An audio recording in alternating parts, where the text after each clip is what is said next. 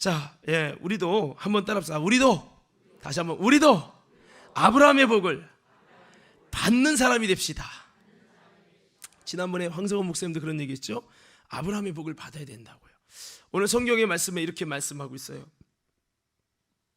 그런즉 믿음으로 말미암은 자들은 아브라함의 자손인 줄 알지어다. 믿음으로 말미암은 자들은 아브라함의 자손이고요. 또 9절에 그러므로 믿음으로 말미암은 자는 믿음이 있는 아브라함과 함께 복을 받느니라. 이렇게 말씀을 하고 있어요. 그래서 성경을 여러분 깊이 보면 이 아브라함의 복이라는 부분이 단순한 아브라함만의 사건이 아니라는 것을 여러분 알 수 있습니다. 이것이 우리의 복과 하나님이 연결을 해놨어요. 아니 우리에게 주실 복을 위한, 그러니까 아브라함의 복을 받았더니 우리도 주겠다 이게 아니라 성경을 자세히 보면 우리에게 복을 주시기 위해서 하나님이 샘플을 세우셨는데 그게 누구라고요? 아브라함이라 하더라고요. 아브라함. 그래서 우리가 이 부분을 좀 깊이 볼 필요가 있습니다.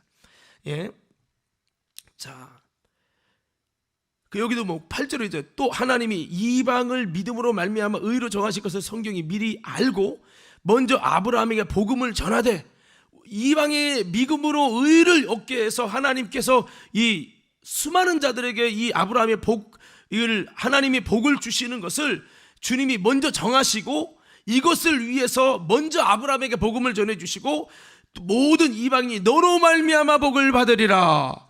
이렇게 하나님이 세팅을 했다는 거예요. 세팅이 아브라함부터가 아니라 하나님 먼저 우리에게 주실 복을 세팅하시고 그 샘플을 아브라함을 찾았다는 거죠. 그래서 성경에 갈라디아서에는 또 많은 여러분 신약 성경에도 믿는 자는 아브라함과 함께 복을 받을 것이다 라고 말씀하고 있어요. 제가 며칠 전에 어떻게 유튜브에서 알고리즘을 통해서 설교를 봤는데 어떤 유명한 목사님이 설교를 하는데 이 부분을 얘기하는 거예요. 아브라함이 받은 복에 관한 얘기를 하는데 제가 더 유심히 봤어요. 이번 주 설교할 거니까요.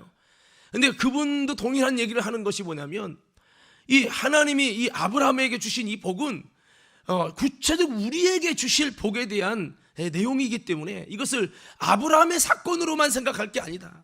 아브라함에게 주셨던 사건은 전 모든 일, 아브라함 믿음의 조상이거든요. 조상으로 삼으신 것은 이 아브라함에게 주신 복을 우리에게도 주시기 위하여 하나님이 이렇게 세팅하신 것이라는 것을 성경 전체가 증거하고 있어요. 그래서 이분도 그런 부분들을 이제 이렇게 설교하는 부분들을 보면서 저도 다시 한번 공감을 했는데요. 그래서 우리가 아브라함의 받은 복을 좀 같이 누렸으면 좋겠어요. 아멘. 자, 우리 자연스럽게 인사합시다. 당신도 악수 좀 해봐요. 당신도 아브라함이 받은 복을 꼭 받아들이길 바랍니다. 정욱이는 시험 들었나 보다. 저기 혼자 보고 있고 재우가 손 내밀어도 손도 안 잡고 자, 여기 보세요. 그렇습니다. 성경은요 우리가 믿음으로 말미암아 구원받게 하시는 놀라운 비밀을 증거하고 있고 이 믿음으로 말미암는 자는 믿음이 있는 아브라함과 함께 복을 받는다고 그렇게 기록하고 있습니다. 그래서 하나님은 장차 그리스도를 믿음으로 말미암는 이 복을 아브라함이라고 하는 믿음의 조상을 미리 세워서 우리가 어떻게 복을 받는지를 말씀해 주시고 계셨고 더 나아가서 아브라함에게 주신 복을 구체적으로 보게 하심으로 이미 지나간 사건이니까 우리가 보게 하심으로 우리에게 주시는 믿음의 복을 알게 하셨다는 거예요. 할렐루야. 그런데 아브라함을 잘 살펴보면 그 믿음이요 단계적으로 자라나는 것을 볼 수 있어요. 그리고 그가 믿음이 이렇게 성장하고 성숙하는 걸 볼 수 있는데 이 아브라함에게 주신 복을 구체적으로 살펴볼 때 하나님이 또한 우리에게 믿음으로 말미암은 복을 어떻게 이루어 가시는지를 우리는 성경을 통해 볼 수 있고요. 그리고 우리에게 주실 복이 어떤 자에게 이런 복들을 주시는지를 우리가 이 성경을 통해서 알 수가 있다라고 하는 거죠. 우린 성경에서 아브라함의 믿음이 점점 성화되어지는 만큼 그에게 믿음으로 말미암은 복의 차원도 더욱 깊어지는 것을 성경을 통해 볼 수 있습니다. 오늘 우리도 마찬가지입니다. 우리의 믿음이 더 깊이 자라나서 여러분의 삶에 하나님이 영육간에 주시는 풍성한 복의 깊이가 더 자라날 수 있기를, 더 복의 차원도 깊어질 수 있기를 예수님 이름으로 축원합니다. 자, 그래서 우리도 이런 깊고도 넓은 믿음으로 말미암은 아브라함의 복이 우리에게도 임해야 된다라는 거죠. 오늘 하나님의 뜻은요 14절 말씀과 같이 14절의 말씀에 한번 이렇게 기록되어 있죠. 한번 다 같이 한번 14절 한번 미리 준비가 안 됐을 수 있는데 본문을 거기까지 안 정해서 제가 한번 읽어드릴게요. 이는 그리스도 예수 안에서 아브라함의 복이 이방인에게 미치게 하고 또 우리로 하여금 믿음으로 말미암아 성령의 약속을 받게 하려 함이라. 여러분, 하나님이 정말 아브라함과 함께 믿는 자들에게 주시는 이 복이 그 하나님의 뜻이 그 속에 들어있는데, 그 뜻과 같이 우리가 예수님 안에서 아브라함의 복이 임하고 믿음으로 말미암아 성령의 약속도 받게 되기를 하나님은 원하시는 줄로 믿습니다. 그래서 다시 한번 아브라함이 받은 복을 우리에게도 주시마 약속하신 우리에게 주실 복의 그 약속임을, 이것을 우리는 기억하면서 오늘 말씀을 통해서 아브라함의 복을 그 아브라함의 사건으로만 받아들이지 않고 지금 우리 인간에게 우리에게 주실 믿음의 복의 사건으로 여러분 다시 한번 받아들이면서 이 말씀을 아브라함의 이례적 사건이 아니라 지금 아브라함과 함께 복을 받는, 즉 믿는 자들에게 주시는 이 복의 역사를 살펴보면서 이 복이 내게도 이루어져야 될 하나님의 뜻이요, 내게도 이루어져야 될 하나님의 약속이요, 내게 이루어질 하나님의 복임을 기억하며 오늘 이 말씀을 내게도 적용하고 우리도 모두 이런 축복의 주인공들 다 되시기를 예수님 이름으로 축원합니다. 자, 그러면 우리가 아까 서두에 말씀했습니다만 아브라함이 받은 복은 한번 한마디로 따라합시다. 이렇게 한번 따라합시다. 믿음으로, 다시 믿음으로, 무엇으로 말미암아? 믿음으로 말미암아. 이런 복이, 믿음이 깊어질수록, 그냥 이제 처음에 믿음은 요 정도라면 그 다음에 더 깊어지고 믿음이 깊어지는 거예요. 온전한 믿음으로 그 올라가면서 하나님이 아브라함에 주신 복의 단계가 깊어지는 거예요. 깊어져. 하나님은 아브라함만이 아니라 우리에게도 이런 복 주시기 원하시는 줄로 믿습니다. 자, 그래서 첫 번째, 아브라함이 어떤 복을 받았습니까? 이 복은 내게도 이루어질 복입니다. 내 사건으로 받아들여 믿음으로 아멘했어요. 아브라함은 믿음으로 말미암아서 여러분 어떤 복을 받았습니까? 의로운 자가 되어져라. 의로운 자가 되는 복을 받았어요. 여러분들이 아브라함과 함께 의로운 자로 세워지는 은혜가 있기를 예수 이름으로 축원합니다. 자, 우리 성경 창세기 이제 15장으로 가셔서 1절부터 6절까지 한번 보겠습니다. 창세기 15장 1절부터 6절까지 함께 읽겠습니다. 시작. 이후에 여호와의 말씀이 환상 중에 아브라함에게 임하여 이르시되 아브라함아 두려워하지 말라. 나는 내 방패요 너의 지극히 큰 상급이니라. 아브라함이 이르되 주 여호와여 무엇을 내게 주시려 하나이까. 나는 자식이 없사오니 나의 상속자는 이 다메섹 사람 엘리에셀이니이다. 아브라함이 또 이르되 주께서 내게 씨를 주시지 아니하셨으니 내 집에서 길린 자가 내 상속자가 될 것이니이다.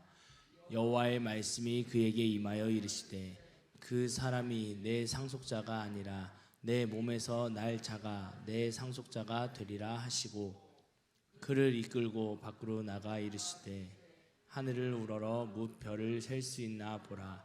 또 그에게 이르시되 내 자손이 이와 같으리라. 아브라함이 여호와를 믿으니 여호와께서 이를 그의 의로 여기시고. 아멘. 자, 여기 보면 아브라함이 여호와를 믿으니 여호와께서 이를, 이 믿음을 의로 여기시고 그랬어요. 여러분, 신앙생활이 한마디로 뭐 하는 겁니까? 불의한 우리가 의로운 자가 되는 거예요. 할렐루야. 자, 우리가 주여 주여 한다고 다 천국 들어가는 게 아니라 아버지의 뜻대로 행하는 자라야 한다고 그랬어요. 즉 불의한 자는 천국에 들어갈 수 없다라고 하는 거죠. 그런데 우리가 어떻게 하면 의로워질 수 있냐 말이죠. 성경에 보니까 우리의 행위로 의로워지는 것이 아니라 불의한 우리가 바로 믿음으로 말미암아 의로워지고 오직 의인은 믿음으로 말미암아 살리라. 그래서 믿음으로 의로워진다는 거예요. 믿음으로 의로워졌으면 내 마음대로 살아도 된다, 그 얘기가 아니에요. 믿음으로 의로워지게 되어진다. 근본적으로 불의한 우리가 어떻게 의로워지느냐. 여러분, 우리 인생이 하나님 앞에서 불의할 수밖에 없고 심판받을 수밖에 없는데 내가 의로운 자가 되어지기 원하시면 아멘 합시다. 너무 귀한 거죠. 돈을 하나님 내가 몇 천억 부자가 되기 원합니다. 성공하기 원합니다. 그것도 복이지만 하나님 보실 때 복은 우리가 의로운 자가 되어져서, 이게 참 복 중에 복 아닙니까? 예. 근데 그것이 바로 믿음으로 말미암아 의로운 자가 된다는 거죠. 오늘 우리들도 믿음을 가짐으로 아브라함의 복처럼 의로운 자가 되시기를 예수 이름으로 축원합니다. 이거 돈은 아니니까 뭐 가치를 못 느낄 수 있겠지만 여러분 그 가치를 아는 자만 느끼는 거예요. 오늘 아까 제 드럼 리노랑 개인적으로 얘기하는데 그래요. 본인이 다니는 그 회사에서 아마 억대로 이렇게 1년에 이렇게 연봉이 억대로 받는 것 같아요. 근데 내년에 그걸 그만둔대요. 이 12월까지만 하고 그만 계약 취소하려고 한다고 해서 왜요? 했더니 이 하나님의 집회를 자유하게 다니고 싶어서 취소한다고. 아니 그럼 집회는 사역비를 거의 안 받고 다니는 쪽으로 하잖아요. 했더니 맞대요. 그런데 하나님의 사역하는데 방해가 좀 되는 부분들이 있어서 본인이 그것을 내려놔야 되는데 하나님 주시는 응답은 세상적인 어떤 이 돈을 갖고 얼마든지 섬길 수 있지만 이거를 좀 내려놔야 하나님의 일에 온전히 감당할 수 있기 때문에 본인이 기도하면서 응답을 받았다고 들어요. 그래서 사실은 이 얘기가 우리 교회가 이제 건축돼서 됐습니다. 뭐 그런 얘기들을 좀 잠깐 하고 그런데 건축도 됐지만 개발 때문에 다시 보상받고 나가서 건축을 또 해야 돼요. 그래서 아직도 남은 산이 있습니다. 넘어야 할 산이 있어요. 이런 얘기했더니 그렇군요. 뭐 이러면서 저희랑 경우가 비슷하네요. 그러면서 얘기를 하는 거예요. 본인도 앞으로 하나님이 주시는 부르심 때문에 본인이 그것들을 좀 내려놔야 너 내려놓으면 어떻게 살 것인가 이런 육신적인 불안함도 있다라는 거예요.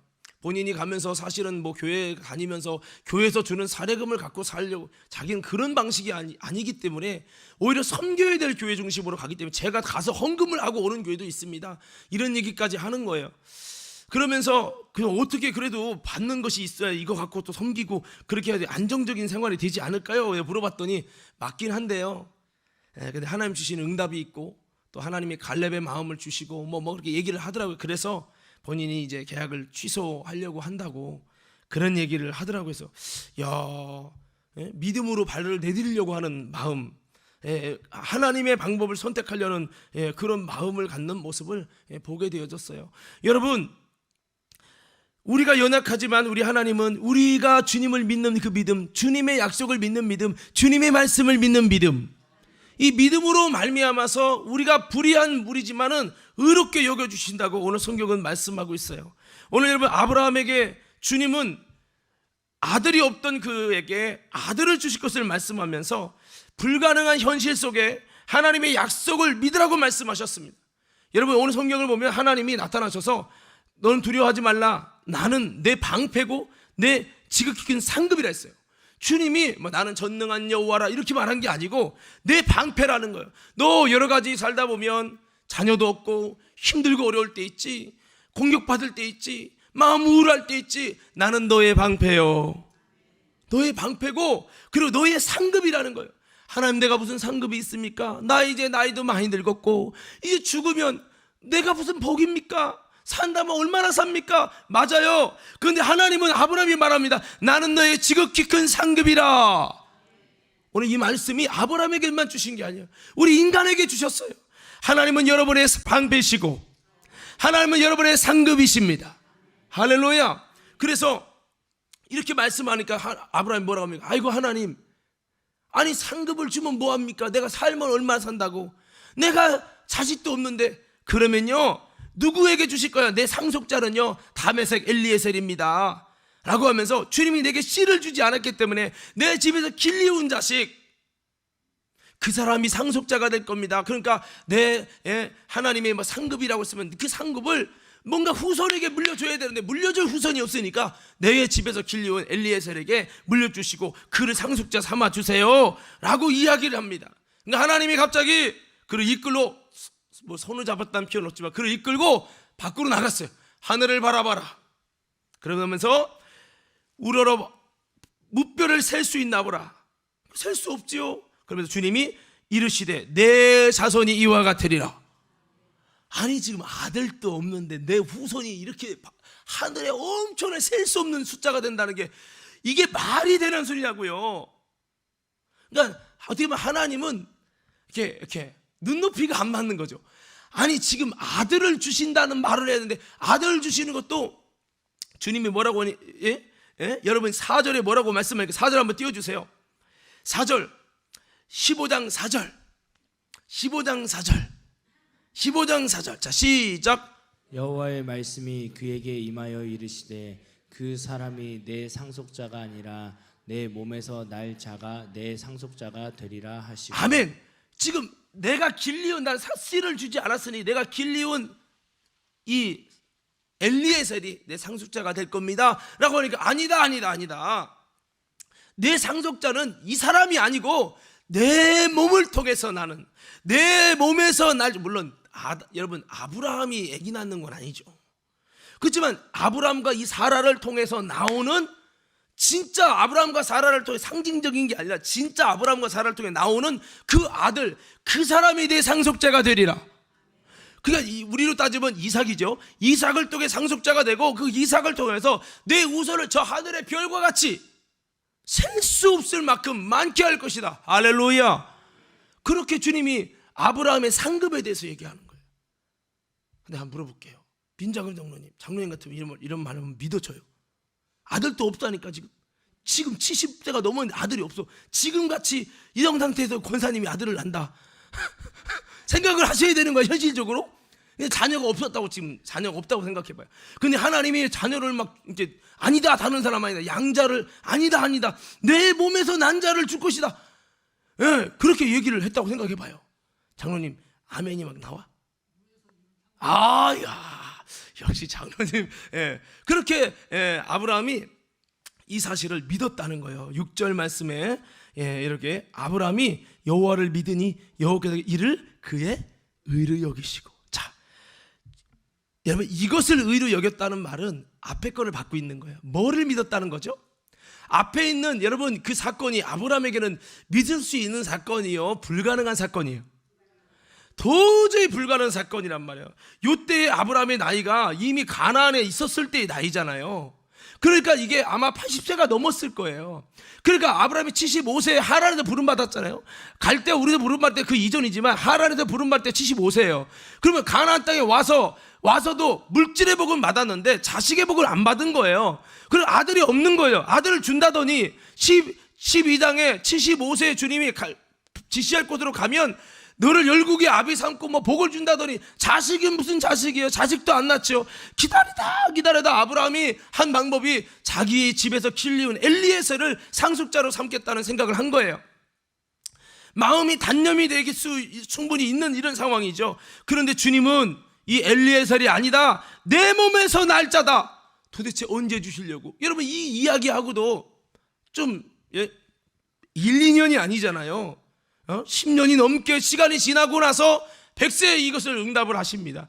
그런데 여러분 오늘 이런 상황에서 주님이 이 아브라함에게 주신 약속은 내 몸에서 날 자가 상속자가 되고 내 몸에서 난 상속자 그 사람을 통해서 내 후손을 하늘의 별처럼 셀 수 없는 놀라운 민족으로 너를 세울 것이다.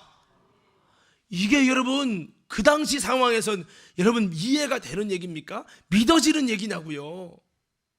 이 말을 한마디로만 도저히 불가능한 현실 속에 그렇지만 하나님의 약속을 믿으라고 말씀한 거예요. 그러나 이 말씀을 믿을 때 그 믿음을 하나님은 의로 여기시고 그랬다는 거죠. 바꿔 말씀드립니다. 여러분 믿을 수 있는 거를 믿는 거는 의로 여겨지는 믿음이 아니라는 거예요. 하나님이 오늘 의로 여기신다는 그 믿음은 믿을 수 있는 믿음이 아니에요. 여러분 이성적으로 논리적으로 도저히 믿을 수 없지만 그런데 믿을 수 없는 불가능한 현실 속에도 하나님의 약속을 믿으라고 말씀하실 때 아멘하며 믿을 수 있고 그것을 정말 하나님을 신뢰합니다 믿습니다 라고 그걸 정말로 믿을 수 있을 때 그 믿음을 의로 여기시고 그런다는 거지요. 아브라함은 실수도 많고 의롭지도 못했지만 그의 하나님의 약속을 믿는 그 믿음, 불가능을 하나님을 신뢰함으로 믿는 믿음, 그 믿음 때문에 하나님은 아브라함을 의로 여기셨다 이렇게 말씀하고 있어요.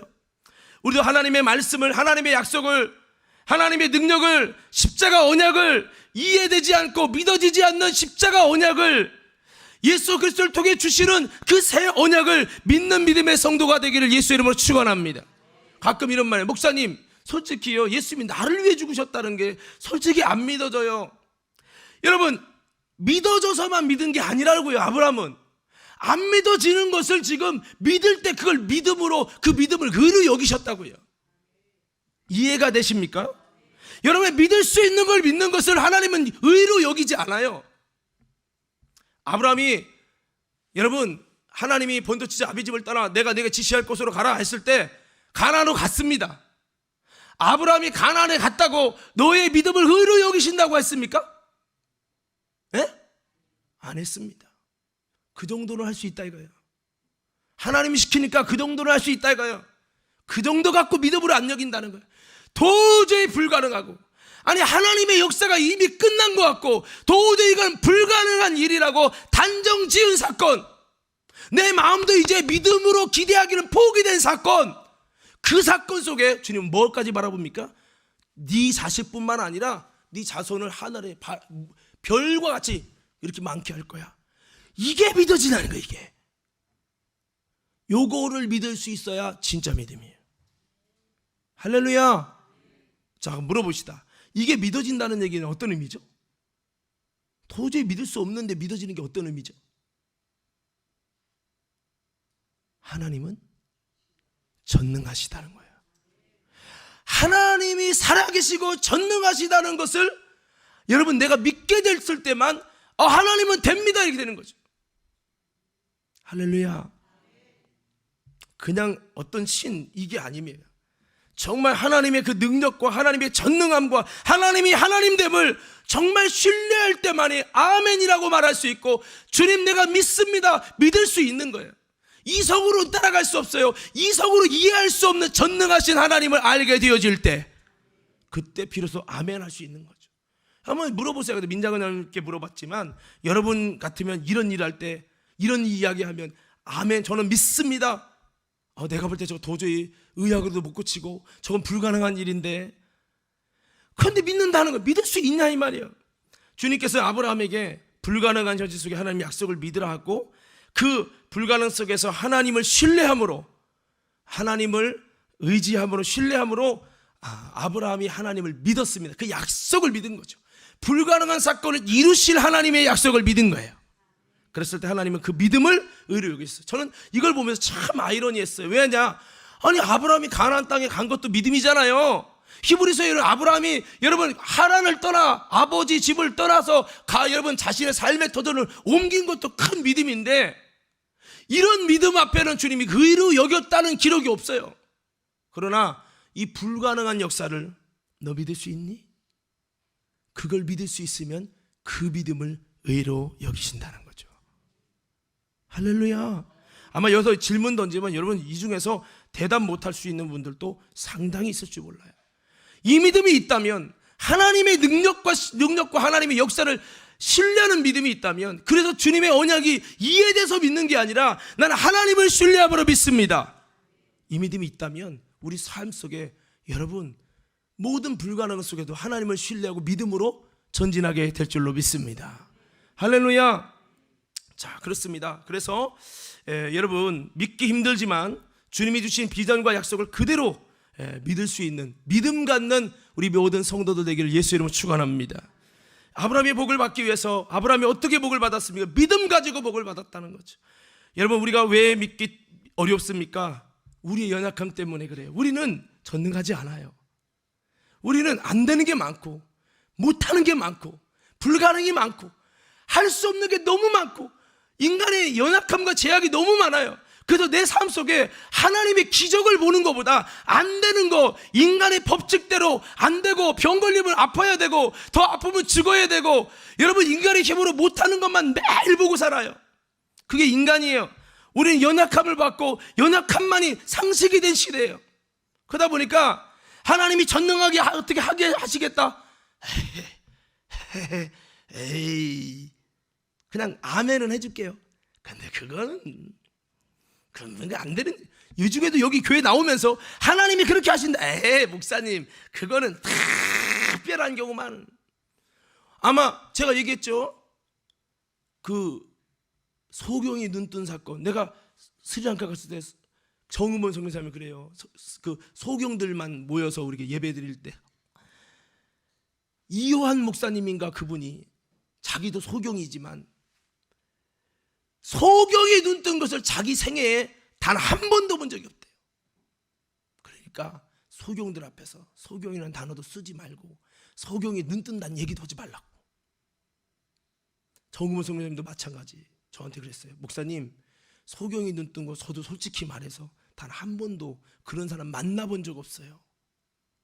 그랬다가 제가 이분을 봤네.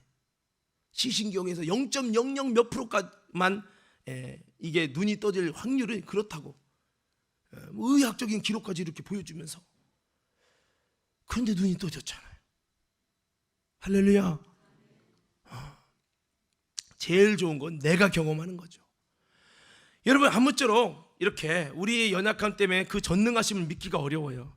아브라함은 너무 충만히 믿어져서 했을까요? 제가 볼 땐 뭔가 잘 믿어져서만은 아니라 하나님을 신뢰함으로, 하나님의 말씀이기 때문에, 거짓 없는 하나님의 말씀이기 때문에 믿은 거죠. 그랬더니 그 믿음을 의로 여기신 거예요. 여러분 어떻습니까? 여러분 믿어져야만 믿는 사람입니까? 믿어지지 않아도 하나님의 말씀이기 때문에 믿습니다라고 할 수 있는 사람입니까? 아니면 겉으로만 믿습니다고 속으로 안 믿는 사람입니까? 아브라함이 하나님을 믿었다는 것이 거짓일까요? 믿었다고 아멘만 그냥 해준 걸까요? 아니요. 믿어지지는 않고 믿기는 어렵지만 하나님은 모든 것을 알 수 있습니다. 믿은 거예요, 믿은 거. 여러분도 또 믿음을 가질 수 있으되, 여러분 불가능한 모든 일 앞에, 인간의 이성으로는 이해될 수 없는 일 앞에 하나님을 믿을 수 있는 믿음 가지시기를 예수 이름으로 축원합니다. 설사 그 믿음 가지고 갔는데 아무것도 된 게 없습니다라고 내가 정해놓은 성공과 하나님이 정하신 성공과 달라서 낙심될지라도, 믿음으로 무리를 걷다가 넘어진 베드로일지라도 믿음을 가지고 나갈 수 있기를 예수로 축원합니다. 이게 뭐냐? 그 믿음을 하나님의 의로 여기신다는 거예요. 이해되고 믿을 수 있어서 믿는 믿음은 하나님이 의로 여기시는 믿음이 아니라는 거예요. 아까 그랬죠? 가나안 땅에 갔다고 해서 순종했다고 믿음으로 여기지 않고 그 믿음을 의로 여긴다고 말하지 않았어요. 언제? 바로 이런 불가능 충만한, 이건 삶의 문제입니다. 단순히 너 여기로 가, 그러면 너 인정해주고, 이게 아닙니다. 100세에 어떻게 아들을 낳습니까? 그런데 내 후손을 이렇게 만들겠다. 너 믿어지니? 믿을 수 있니? 나는 너의 상급이야. 어떻게 보면 전혀 현실감 없고, 근데 이것을 아브라함이 믿었더니 그 믿음을 의로 여기셨다고. 그래서 성경에 믿음을, 아브라함의 믿음을 의로 여기셨다는 구절이 여러분 성경에서 창세기 15장에 처음 나옵니다. 처음. 왜 그렇게 주님이 의로 여기셨다는 말을 선포했어요? 이 복을 선포했을까? 믿을 수 있는 믿음이 아니었다라는 거죠. 여러분, 그래서 믿음은 다 같은 믿음이 아닙니다. 그가 믿음으로 말미암아 하나님을 떠날 때도 주님은 의롭다고 여기시는 그런 말씀을 안 주셨죠. 그래서 여러분, 우리가 불가능한 약속이고 이삭에 대한 약속을 주시고 후손들을 바다의 모래알처럼 하늘의 별들처럼 자손을 주시고 내 몸에서 날짜가 내 상속자가 되리라, 믿기 어렵지만 이것을 믿음으로 말미암아 의로 여기신 하나님, 오늘 다시 한번 주님은 전능하신 하나님으로, 우리가 하나님을 전능하신 하나님으로 진짜 여길 수 있는 믿음을 가질 때 그것이 바로 하나님이 의로 여겨주시는 믿음이 될 줄 믿습니다. 할렐루야. 자, 그렇습니다. 우리는 믿을 수 있는 것을 믿는 믿음이 아니라, 내가 결단하고 순종했다고 믿음이 아니라 의에 이르는 믿음은 또 따로 있는 거예요. 그래서 여러분, 불가능한 모든 일들 앞에서 믿음을 가지고, 주님을 믿음을 가지고 나아갈 수 있는 우리 과림교회 모든 성도들 되기를 간절히 축복합니다. 자, 여러분들은 이런 불가능한 약속을 믿을 수 있는 믿음이 있습니까? 한번 우리 좌우여서는 한번 인사해 볼까요? 당신은 불가능한 일 앞에, 불가능한 약속 앞에 믿을 수 있는 믿음이 있습니까? 물론 여기 전제는 하나님이 주시는 약속을 말하는 거예요. 여러분, 믿을 수 있는 믿음이 있습니까? 의로 여겨질 이 믿음은 이런 상황에서도 믿을 수 있는 거죠. 불가능한 문제를 해결할 수 있는 믿음을 갖고 있냐죠. 바랄 수 없는 중에 바라는 믿음이 있냐는 겁니다. 도저히 안 되는 상황에서 주님께서 놀랍게 구원과 응답과 기적을 주실, 상황을 바꿔 놓으실 그 하나님의 복을 주실 수 있는 분이 우리 하나님이라는 사실을, 하나님은 그렇게 복을 주신다는 그 약속을 믿고 기다릴 수 있냐는 거죠. 사실 이거 참 어려운 거예요. 제가 여기다 이렇게 썼어요. 저도 목사지만 때로는 이런 일이 너무 어려운 거예요. 저는 믿음이 없습니다. 저는 못 기다립니다. 응답이 늦어지면 나는 안 돼. 마치 하나님이 부정한 것처럼 그렇게 반응할 수밖에 없는 연약한 믿음을 가졌어. 제가 예전에 은비 때도 그랬잖아요. 도저히 하나님께 그랬어요. 나 목사인데요, 지금까지 죽던 사람 살아나고 귀가 열리고 이런 수많은 18년 된 비형 감염 고쳐지고 디스크 낫고 많은 것이 고쳐졌는데, 아니 내 은비 사건에서는 하나님이 얘를 의학적으로 다 판명이 나서 끝난 사건을 뒤집어서 고칠 수 있다는 것이 의학의 차트를 보면 볼수록 더 안 믿어지는 거예요. 안 믿어지는 거예요. 기도하면 되겠지라는 믿음이 생기면 좋은데 이런 믿음이 안 생기는 거예요. 그래서 내가 하나님께 그랬어. 하나님, 저 솔직히 목사인데 안 믿어집니다. 왜 이 아이의 문제는 안 믿었는지 몰라요. 남들 일은 내 일이 아니어서 잘 믿었는지 모르겠는데 왜 이 사건은 안 믿었는지 몰라요. 그렇게 고백을 했었는데요, 이것이 아마 저와 여러분들이 똑같은 상황이 아닐까라는 생각을 했어요. 제가 제자 양육하면서, 기도의 원거리 제자 양육하면서 거기다 그렇게 썼어요. 현대인의 문제. 현대인의 문제가 뭔지 아십니까? 자, 박수 3번 시작. 자, 저 좀 보세요. 예, 우리 이등모 집사님 저 좀 봐주세요. 예. 여러분, 현대인의 문제는요, 하나님의 약속을 믿고 기다리지 못한다는 거예요. 기다리는 게 굉장히 어려운 사람이에요. 모든 게 빠르게 5G 시대가 됐어요. 모든 게 빨리 안 되면 기도해도 소용없어. 기도한다고 될 문제는 아니야. 믿고 기다리는 게 아니라 믿는 것을, 기다리는 것을 포기하는 시대가 이 시대입니다. 그래서 뭔가 하나님 응답 빨리 안 떨어지면 원래 안 되나 봐 이렇게 여기고, 믿음의 방법을 끝까지 고수하고 손해봐도 하나님의 방법으로 나아가겠다, 이건 미련한 사람인 거예요. 요즘 시대가 점점 그렇게 갑니다. 다니엘처럼 뜻을 정해서 내가 죽겠더라도 하나님의 방법으로 승부를 걸겠습니다. 이거는요, 가뭄에 콩 나듯 어려운 시대가 됐어요. 그래서 현대인의 문제가 왜? 기다리는 게 어렵고요, 믿는 게 어려운 시대예요. 모세가 시내산에 올라가서 40일 있었잖아요. 시간이 오래됐잖아요. 여러분, 백성들이 기다렸습니까? 못 기다렸습니까? 이들이 누굽니까? 홍해를 건너는 기적을 체험한 사람이에요.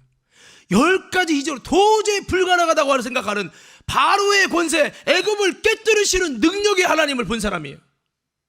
그런데 그들이 모세가 하나님의 산에 올라가서 오지 않을 때, 열흘이 지나도 오지 않고 오지 않을 때 그들이 믿음으로 끝까지 기다렸습니까? 못 기다렸습니까?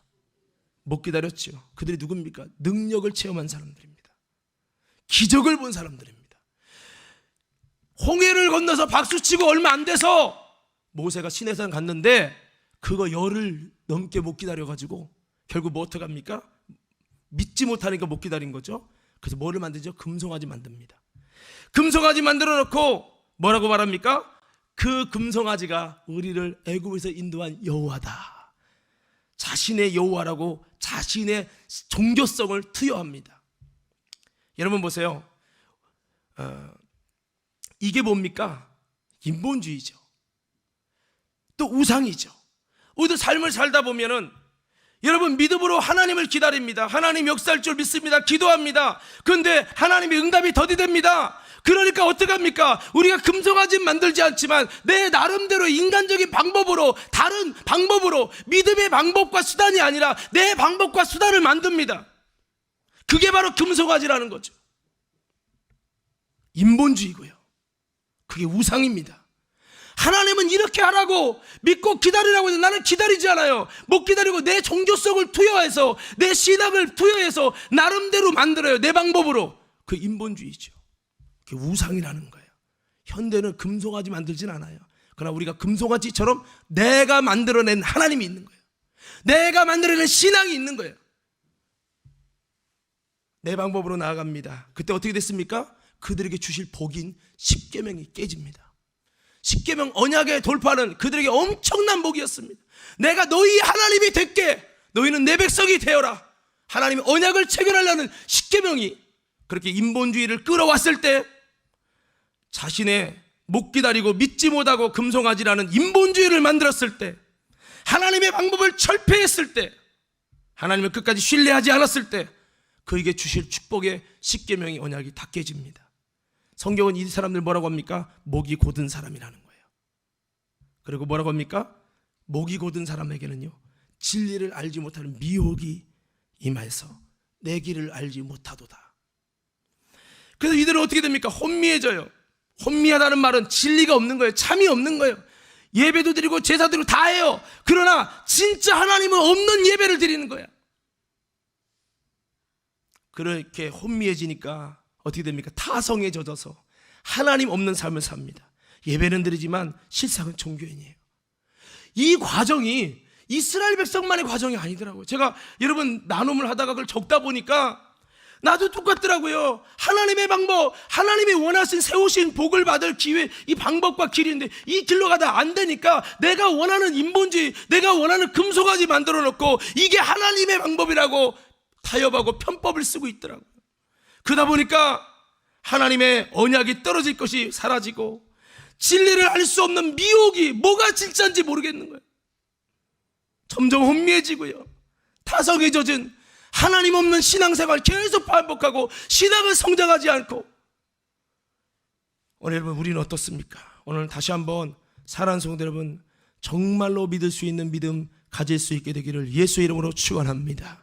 그래서 여러분, 아브라함이 이렇게 하나님의 말씀을 듣고 그 음성을 듣고 믿음을 가졌을 때, 믿을 수 없는 중에 믿었을 때 그 믿음을 하나님이 의뢰 여기신 그 하나님, 오늘 우리도 믿음 가짐으로 여러분 다시 한번 하나님 앞에서 의로워지는 하나님의 은혜와 축복이 있길 바라고, 현대인의 가장 큰 문제점, 기다릴 줄 모른다. 하나님을 믿음이 너무 약하다.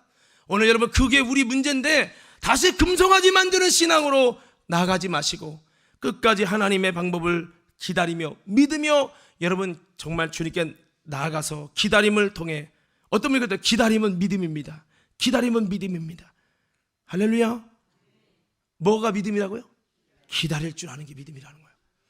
오늘 여러분 다시 한번 못 기다렸던, 기적을 체험하고도 못 기다렸던 그 40일을 못 기다려서 금송아지 만들어서 하나님 앞에 목에 곧은 자라고 낙인 찍히고 늘 미혹이 따라다니고, 여러분 종교심만 발전했던 혼미한 이스라엘 백성, 결국 어떻게 됩니까? 광야에 엎드려지고 끝났죠. 대다수가. 오늘 여러분 그렇게 되지 않으려면 다시 한번 믿음을 가지고 기다리며 하나님께 이 믿음을 여러분 인정받아서 의로 여겨질 수 있는 축복의 주인공들 되기를 예수 이름으로 축원합니다. 자, 우리 7절부터 한번 보겠습니다. 우리 한 가지만 더 나누고 말씀 마무리하겠습니다. 다음 시간 이어갈게요. 자, 15장 7절부터 한번 읽어보도록 하겠습니다. 15장 7절부터. 여기만 에어컨 좀 틀어주세요. 자, 15장 7절부터 읽겠습니다. 시작. 또 그에게 이르시되 나는 이 땅을 내게 주어 소유를 삼게 하려고 너를 갈대아인의 우르에서 이끌어낸 여호와니라. 그가 이르되 주 여호와여, 내가 이 땅을 소유로 받을 것을 무엇으로 알리이까? 여호와께서 그에게 이르시되 나를 위하여 3년 된 암소와 3년 된 암염소와 3년 된 순양과 산 비둘기와 집 비둘기 새끼를 가져올지니라. 아브라함이 그 모든 것을 가져다가 그 중간을 쪼개고 그 쪼갠 것을 마주 대하여 놓고 그 새는 쪼개지 아니하였으며, 솔개가 그 사체 위에 내릴 때에는 아브라함이 쫓았더라. 아멘. 자, 여기 보면 아브라함에게 7절에 보면 7절에 여러분 하나님이 아브라함에게 내 후손들을 바다에 하늘의 별만큼 많게 해주시겠다라고 약속했는데, 그 복만 약속하지 않고 이 복과 함께 플러스 하나를 주십니다. 7절. 자, 7절 다시 한번 읽어볼게요. 시작. 또 그에게 이르시되 나는 이 땅을 내게 주어 소유를 삼게 하려고 너를 갈대아인의 우르에서 이끌어낸 여호와니라. 아멘. 여기 보면은 나는 이 땅을, 여기 이 땅은 가나안 땅이죠. 이 가나안 땅을 내게 주어서 소유를 삼게 하려고 너를 갈대아 우르에서 이끌어낸 여호와니라, 이렇게 말씀했어요.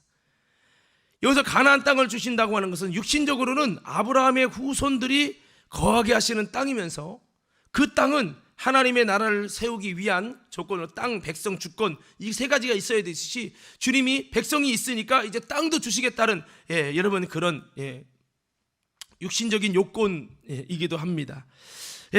또 그 아브라함이 있었던 땅이 아니라 가나안 땅, 아브라함은 나그네죠. 이방인입니다. 그 가나안 땅을 내게 주겠다라는 말씀은 엄청난, 지금으로 돈으로 따지면 엄청난 복이죠. 그런데 우리가 여기서 이 말씀을 육신적으로만 볼 게 아니에요. 아브라함의 복음은 영적인 복이 굉장히 크기 때문에 이 말씀은 동시에 우리에게 하나님이 이 땅을 주리라, 이 말은 주님의 나라 천국의 그 땅을 너에게 주리라. 그 영적인 복의 약속이거든요. 그러니까 나는 이 땅을 내게 주어 소유를 삼게 하겠다라는 것은 이 땅을, 믿음의 자녀들은 아브라함같이 이 아버지 집 천국 이 땅을 내게 주어 소유로 삼게 하리라, 그런 이야기인 것이죠. 주님의 가나안 땅은요 젖과 꿀이 흐르는 곳입니다. 동시에 가나안은 천국의 상징입니다. 궁극적으로는 예수 그리스도를 의미하기도 하지만요, 자, 주님은 우리에게 이렇게 의롭게 해주시는 걸로 끝나지 않고 내가 거할 아버지 집인 천국을 너에게 소유로 주시겠다고 주님은 믿음의 자녀들에게 아브라함에게 약속함 같이, 아브라함에게는 가나안 땅이지만 우리 믿음의 자녀들에게는 하나님의 나라를 주시겠다는 거예요. 주시겠다는 거예요. 이게 바로 아브라함의 복입니다. 그 히브리서에는 아브라함이든 누구든 여러분 그 본향을 사모했느니라 하면서 이 본향은 그가 아직 완성되지 않았다 이런 얘기 하잖아요. 그 히브리서에 보면 그 본향이 결국 천국이거든요.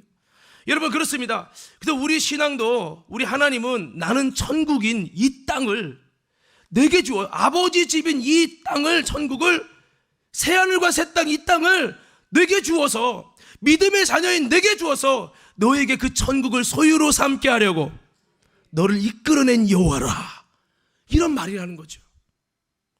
여러분 어떻게 공감이 되십니까? 아브라함이 내가 이 땅을 소유로 받을 것을 내가 어떻게 알겠습니까? 라고 주님께 물어봤습니다. 그랬더니 주님이 굉장한 영적인 의미를 말했어요. 이것은 우리가 어떤 의미입니까? 믿음의 자녀들에게, 아브라함의 후자손인 믿음의 자녀들에게, 아브라함의 복을 받아 누리게 할 믿음의 자녀들에게 주님은 동일하게 의롭게만 하겠다고 말씀하는 게 아니라 그 믿음의 자녀들에게 이 땅을, 천국을 너에게 소유로 삼게 하려고 너를 애굽 세상에서 불려낸 여호와 하나님이라고 말씀하고 있는 거죠. 그러면 아브라함이, 아니 어떻게 그분 내가 천국이라는 아버지 집을 나 같은 죄인이 소유로 삼게 한다고, 들어가는 것도 감지덕진데 천국을 소유로 삼는다고요? 그런 복이 어떻게 주어지죠? 어떻게 이것을 알 수 있습니까? 라고 아브라함이 물어본 거죠. 그때 하나님이 아브라함이 주신 이 말씀도 기가 막혀. 왜냐? 아브라함에게만 해당되는 내용이 아니더라는 거예요. 자, 우리 아까 읽었던 말씀 7절부터 다시 한번 볼 거예요. 7절부터 다시 한번 보겠습니다. 시작. 또 그에게 이르시되 나는 이 땅을 내게 주어 소유를 삼게 하려고 너를 갈대아인의 우르에서 이끌어낸 여호와니라. 그가 이르되 주 여호와여, 내가 이 땅을 소유로 받을 것을 무엇으로 알리이까? 여호와께서 그에게 이르시되 나를 위하여 3년 된 암소와 3년 된 암염소와 3년 된 순양과 산비둘기와 집비둘기 새끼를 가져올지니라. 아브라함이 그 모든 것을 가져다가 그 중간을 쪼개고 그 쪼갠 것을 마주 대하여 놓고 그 새는 쪼개지 아니하였으며 솔개가 그 사체 위에 내릴 때에는 아브라함이 쫓았더라. 자, 주님이 요구하신 게 뭡니까? 소와 염소와 양과 비둘기를 가져와서 내게 쪼개 갖고 오라는 거예요.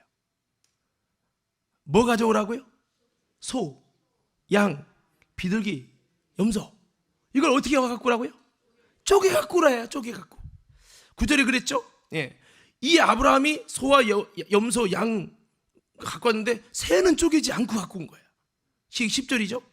그래 이후에 하나님은 아브라함에게 주님이 찾아오는 게 아니야. 밤이 되도록 주님이 안 찾아와요. 그리고 뭐가 오죠? 솔개가 와요. 성경에 보면 솔개, 새는요 영적인 귀신, 마귀를 의미해요. 그러니까 아브라함이 나름대로 이렇게 했는데 주님이 오시는 게 아니라 영적인 마귀만, 귀신만 왔어요. 아브라함이 이걸 쫓아내느라고 바빴어요. 이게 11절입니다. 그때 여러분 12절에 뭐라고 말씀하고 있습니까? 12절 말씀에 한번 읽습니다. 시작.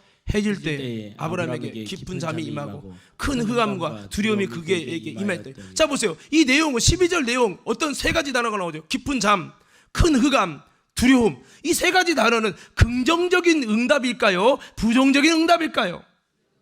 누가 봐도 부정적인 응답이죠.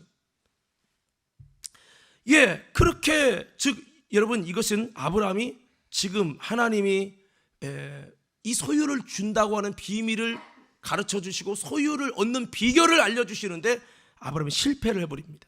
땅을 얻는 일에 실패를 했다 이 말이에요. 여기서 우리가 점검할 게 있습니다. 도대체 이게 뭐죠?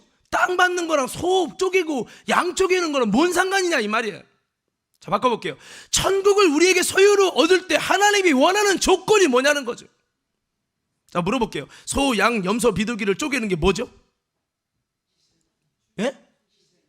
희생. 또 소, 양, 염소, 비둘기 쪼개는 거 어디서 많이 들어본 것 같지 않아요? 제사죠. 율법이 있기 전에 제사죠. 이게 율법 시대에 있었던 제사예요. 그 아브라함은 율법이 제정하기 전의 이 일이죠.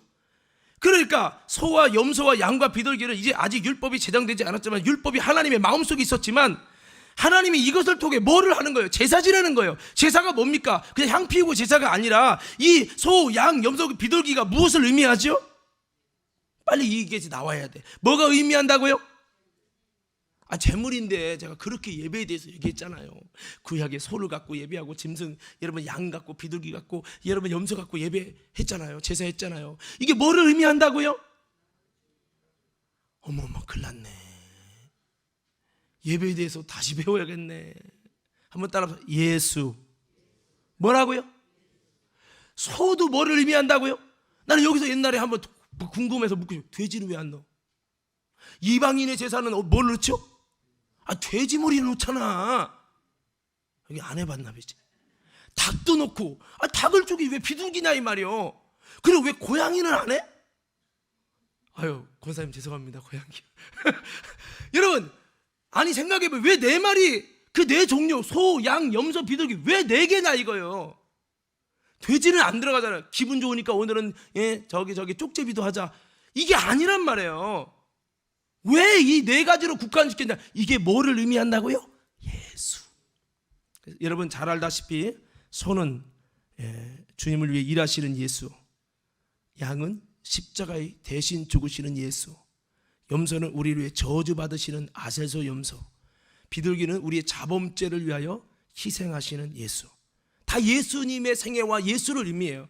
그래서 예수의 쪼개짐을 구약에도 계속 예수의 피 흘림을 바라보게 예수의 쪼개짐으로 너희가 죄사함 받는다. 예수의 쪼개짐으로 너희가 하나님과 화목되어진다. 예수의 피 흘림으로 인해서 예수의 십자가로 인해서 너희가 하나님과 화목되리라.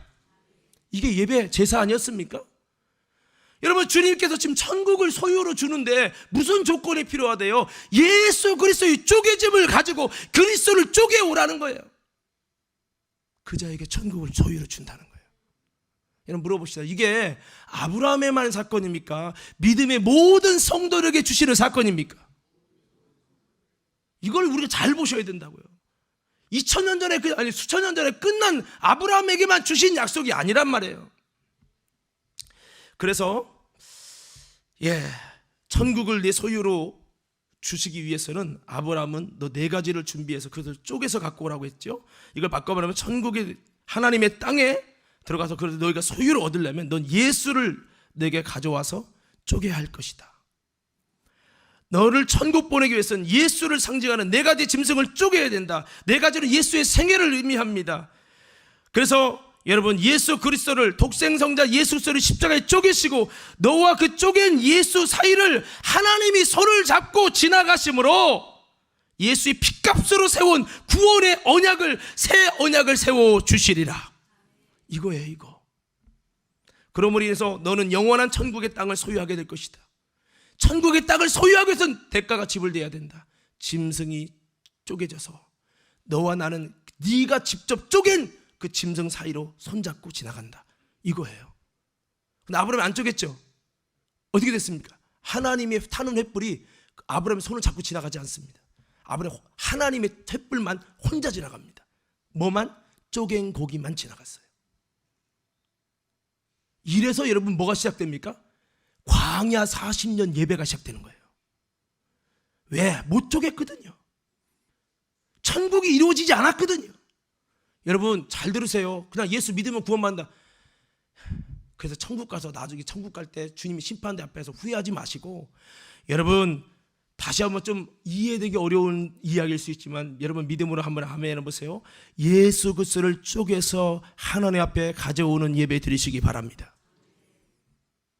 누가 쪼개요? 여러분이. 쪼개주는 게 아니에요. 여러분이 쪼개 갖고 와야 돼요. 좀 삭막하지 않습니까? 목사님, 예수님, 살아가는 예수님 왜 쪼개 갖고 와요? 그 다 의미가 있어요. 여러분 천국을 소유하기 원하시면 아멘 합시다. 그러면 해야 될 일이 있어요. 뭐 겉으로 믿는다 말하지 마요. 주님은 그 믿음을 보이라는 거예요. 네가 진짜 믿음, 예수에게서 나온 믿음이라면 너가 예수 그리스도를 쪼개 갖고 와. 내가 그 쪼갠 사이로 너와 나랑 손잡고 지나가면 피의 언약이 세워지면서 이것은 피로 세운 새 언약이니, 할렐루야, 피로 세운 새 언약이 이루어질 때 천국을 내 땅으로 소유로 주시겠다는 거죠. 오늘 이해되시면 아멘 합시다. 그래서 우리는 천국을 소유하기 위해서 아브라함처럼 예수를 쪼개서 갖고 와야 돼요. 내 안에 쪼개진 예수 십자가에 죽으신 그 예수를 갖고 와야 돼요. 아브라함은 비둘기만 쪼개지 않았어요. 엄밀한 의미에서 그 정도 쪼갰으면 잘한 거지 뭐. 우리도 엄밀한 의미에서 어느 정도는 쪼개요. 근데 마지막 그거를 안 쪼개는 거야. 아브라함이 안 쪼개는 게 뭡니까? 자범죄를 위해 죽으시는 예수를 쪼개자는 거예요. 바꿔볼게요. 다른 것은 십자가에 죽으시고 나를 위해 저주받으시고 우리 위해 일하시는 한 예수 그리스도를 여러분 쪼개는 것까지 냈는데 자범죄를 쪼개는 이 역할은 하지 않은 거예요. 뭔가 주님이 원하시는, 그러니까 결국에 온전히 쪼개지 않은 것 때문에 예수 그리스도께서 하나님이 나타나신 것이 아니라 두려움과 흑암이 나타납니다. 그리고 그에게 벌이 주어집니다. 400년 동안 애굽에 가서 또다시 종살이하고 다시 와가지고 이제 광야에서 무너진 예배 제사 회복해. 이거 회복 다시 못하면 못 들어간다. 이렇게 된 겁니다. 이렇게. 여러분 우리 다시 한번 온전히 쪼개지는 예배를 통해서 여러분 우리의 예배가 쪼갠 다음에 주님 손잡고 쪼갠 고기 십자가 지신 예수, 내 안에서 회개함으로 갈라지신 예수, 내 모든 자범죄까지 회개함으로 내 안에 예수의 십자가가 쪼개져서 여러분 그 쪼개진 고기 사이로 그리스도 사이로 하나님과 손잡고 성령님과 손잡고 지나가는 언약이 체결되기를 예수 이름으로 축원합니다. 이게 구원이라고요. 이게 천국을, 그 땅을 주신다는 비밀입니다. 오늘 우리는 다시 한번 이런 은혜를 통해서 하나님의 나라, 그 땅을 소유하는 우리 믿음의 모든 성도들 되기를 예수 이름으로 축원합니다. 이까지 것까지 다 쪼개져야 되나? 이까지 것까지 헌신해야 되나? 여러분 아닙니다. 온전한 헌신을 하나님은 바라셨습니다. 그래서 다시 한번 오늘 말씀은 여기서 마치려고 합니다. 좀 더 있지만은 다음에 이어가고, 오늘 다시 한번 아브라함이 어떻게 의로워지는 복을 받았죠? 믿음으로. 어떤 믿음이죠? 불가능한데도 하나님을 신뢰하고 믿는 믿음. 할렐루야. 믿음을 때 그 믿음을 의로 여기셨어요. 두 번째, 하나님이 주시는 그 땅을 너에게 주리라. 이것은 우리에게 하나님의 땅, 가나안 땅, 그에게는 가나안 땅이지만 우리에게는 지금 천국이에요. 새하늘과 새 땅. 할렐루야. 그 땅을 너에게 소유로 주리라. 그 땅을 소유로 얻기 위해서 주님이 요구하신 조건은 여러분 예수 그리스도의 쪼개짐을 가지고 나와라. 예수의 핏사발을 가지고 나오라는 거예요. 너가 잡아야 된다. 우리 안에서 진짜 예수를 믿는 마음으로 내 안에 사랑하는 주님이 나를 대신하여 피 흘리시는 그 쪼개짐을 가지고 하나님께 예배하는 진정한 예배 성공자, 그런 자에게 주님은 천국을 선물로 주실 것입니다. 이 천국을 선물로 받는 아브라함의 복이 우리 모든 믿음의 성도들에게도 이루어져서 여러분 그 땅을 소유하는 믿음의 심령들 다 되기를 예수 이름으로 축원합니다. 축원합니다. 자, 함께 찬양하겠습니다. 우리 아까 배웠던 찬양 둯대를 향하여 좀 함께 좀 찬양하겠습니다. 둯대를 향하여. 자, 시간 관계상 두 두 번째 더 깊이 들어가야 되는데 좀 못 들어갔어요. 그러나 핵심은 여러분 들어서 조금 아실 거예요. 주님이 우리에게 요구하시는 예배가 무엇입니까? 마당만 밟고 가는 예배가 아닙니다. 내가 그리스도와 함께 쪼개질 때 우리 안에는 쪼개진 고기가 생길 것이고, 그리스도가 나를 위해 쪼개지신 흔적이 있을 때 우리 하나님은 내 손을 잡고 하나님의 천국을 주시는 그 언약을 이루실 것이라는 걸 기대하면서 나도 그런 예배 드리게 해주십시오. 이런 마음을 갖고 우리 함께 이 찬양 하나님께 올려드리며 주님께 나아가겠습니다.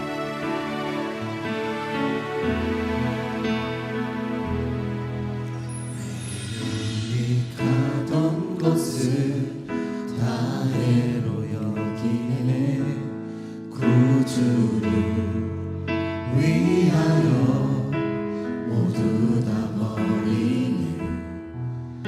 모든 것을 잃어버려도 아깝지 않은 예수를 아는 지식이 가장 고상함이라. 죄를 신뢰하지 않고 겸손한 마음으로 부활의 능력과 고난에 참여하며 그의 죽으심을 본받아 그리스도를 얻고 예수의 안에서 발견되려 합니다. 롯데를 향하여 그리스도 예수 안에서 부름의 상을 위하여 달려가노라. 이전에 있는 것을 모두 잊어버리고 앞에 계신 그리스도께로 달려가라.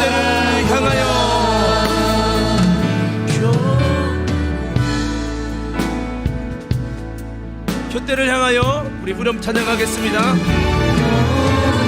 향하여 그리스도 예수 안에서 부름의 상을 위하여 달려가노라. 이전에 있는 것을 모두 잊어버리고 앞에 계신 그리스도께로 달려가노라. 율법에서 난 것이 아니요 율법에서 난 것이 아니요 오직 그리스도를 믿는 믿음으로 난 것이야.